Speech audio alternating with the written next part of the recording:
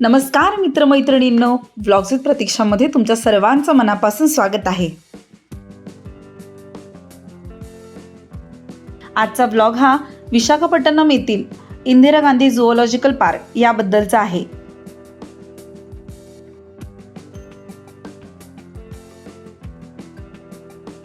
भारतातील निसर्गरम्य पूर्व घाटांच्या मध्यभागी विशाखापट्टणम येथे वसलेलं हे प्राणी संग्रहालय.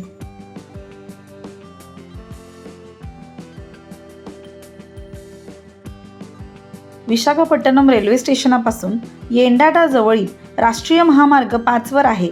सुमारे 11 किलोमीटर याचं अंतर आहे. याचा प्रवेशद्वार व बाहेर जाण्याचा मार्ग हे विरुद्ध दिशेने आहे. आठवड्यातील सोमवारी हे प्राणी संग्रहालय बंद असतं. एंट्री फी इथे अडल्टसाठी 70, लहान मुलांसाठी 30, फॉरेनरसाठी 200 आणि त्यांच्या मुलांसाठी 100. आत हा परिसर मोठा असल्याने इथे 4 व्हीलर घेऊन जायचं असेल तर 750 इतकी 4 व्हीलरची फी आहे. स्मार्टफोन कॅमेरासाठी 50 रुपये एक्स्ट्रा. या पार्कची ऑटोसुद्धा आहे, जी की तुम्हाला प्रत्येक पॉईंटवरती घेऊन जाऊन फिरवू शकते.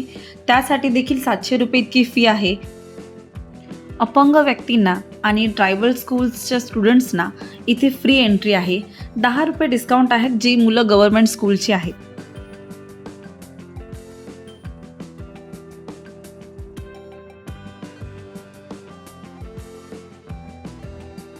आंध्र प्रदेशमधील कंबलकोंडा या राखीव जंगलात हे प्राणी संग्रहालय स्थित आहे. हे देशातील 3रे मोठे प्राणी संग्रहालय आहे.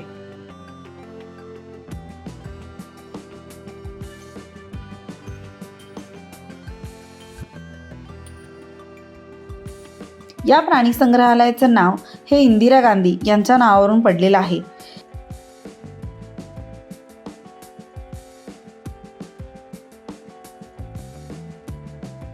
याची सुरुवात ही 1977 मध्ये झालेली आहे.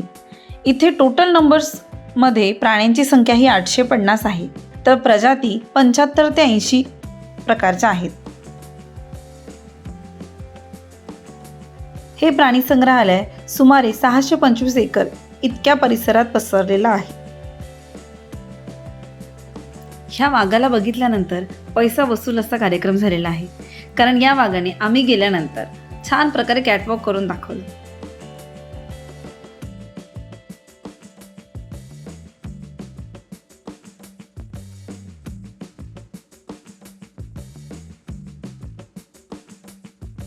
हे संपूर्ण संग्रहालय आम्ही पायी चालवून फिरलेलं आहे, त्यामुळे खूप थकलो होतो.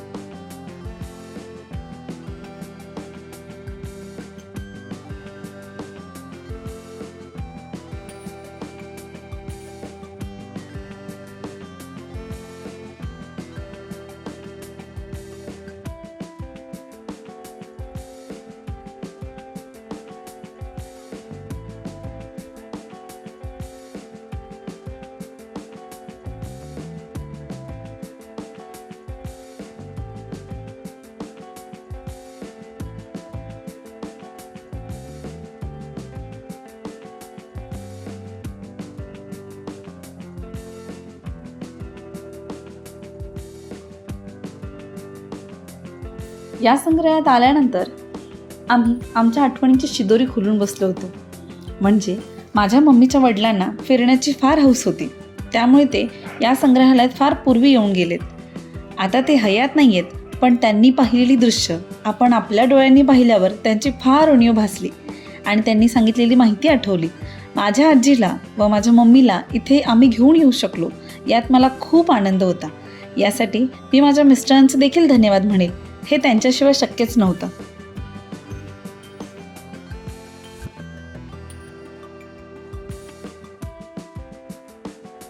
संग्रहालयाच्या नजदीकच ऋषिकोंडा हे बीच आहे.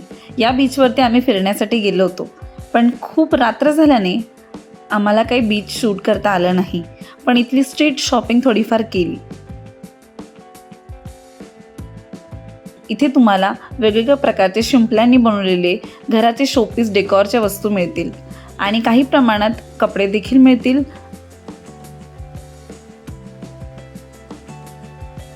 यानंतर आम्ही आमची मौज थांबवून घरच्या दिशेने निघालो.